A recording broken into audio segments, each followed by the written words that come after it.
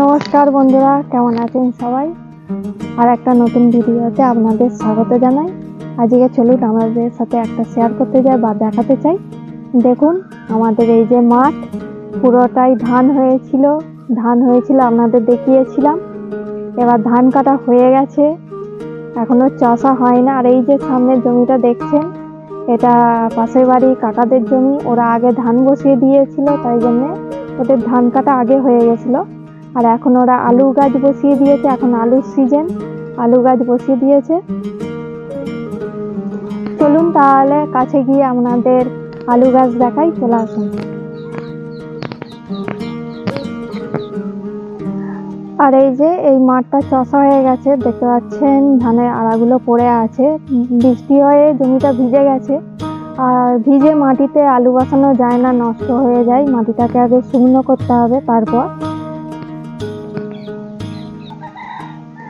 আর এই যে দেখুন আলু গাছ আপনাদের দেখাতে নিয়ে এসেছি।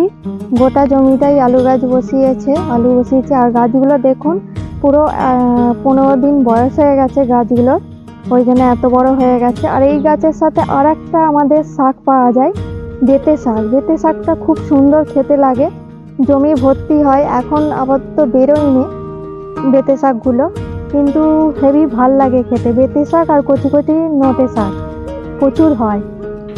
আর এই যে দেখুন গোটা জমিটাই আলু বসানো হয়েছে। আর এই হচ্ছে আমাদের বাড়ি, নতুন বাড়ি তৈরি হচ্ছে। আর পাশের বাড়িটা আমার শ্বশুরদের বাড়ি।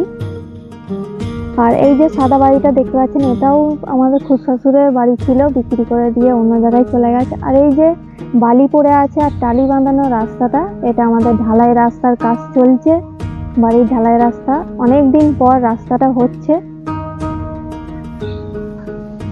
আর এই যে টনচিপ পড়ে আছে আর বালি পড়ে আছে রাস্তার কাজের জন্য। মাল এসে রেডি হয়ে গেছে, আজকে হওয়ার কথা ছিল, কিন্তু বৃষ্টি হচ্ছে বলে কাজটা হয়নি। ভিজে মাটিতে কাজ হবে না বলেই ছিল।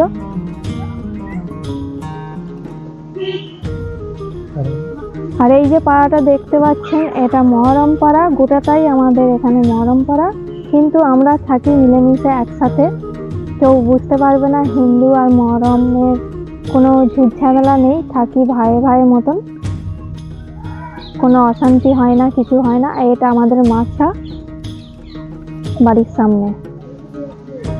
আর এটা হচ্ছে আমাদের বাড়ির সামনে পিচ রাস্তা, এই দিকটা চলে যাচ্ছে তারকেশ্বর। আমাদের বাড়ি থেকে তারকেশ্বর 12 কিলোমিটার দূরে। আর এই দিকটা চলে যাচ্ছে গজারমোড় হয়ে কলকাতাও যাওয়া যায় আর হরিপালও যাওয়া যায়। আর এই যে পুকুরটা দেখতে পাচ্ছেন, এটা গোটাটাই আমাদের পুকুর, নিজেদের পুকুর। এখন মাছ চাষ হচ্ছে।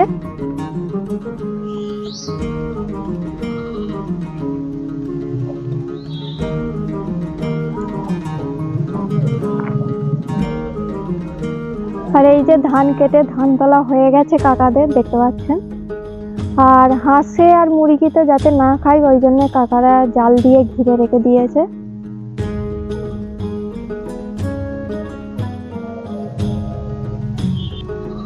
আর এটা হচ্ছে কাকাদের ট্রাক্টর, 3টে ট্রাক্টর। আর একটা ধান কাটার গাড়ি আছে, ধান কাটার গাড়িটা এখন ধান কাটতে গেছে, ওই জন্য দেখতে পারলাম না।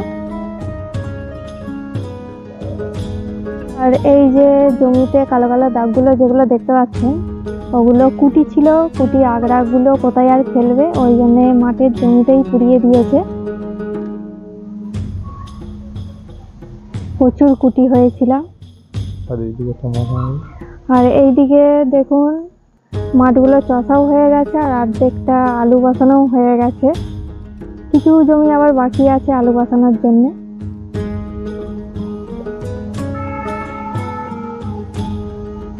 আর আমাদের এখানে বেশিরভাগই মাঠ দেখতে পাওয়া যাবে, বেশিরভাগই মাঠ আপনাদের দেখালাম। প্রচুর মাঠ আমাদের এখানে, মাঠটাই বেশি। আর ওইদিকে যে দেখতে পাচ্ছেন, ওটাও একটা ঢালাই রাস্তা, ওই যে মাসিমাটা আসছে ঢালাই রাস্তা দিয়ে।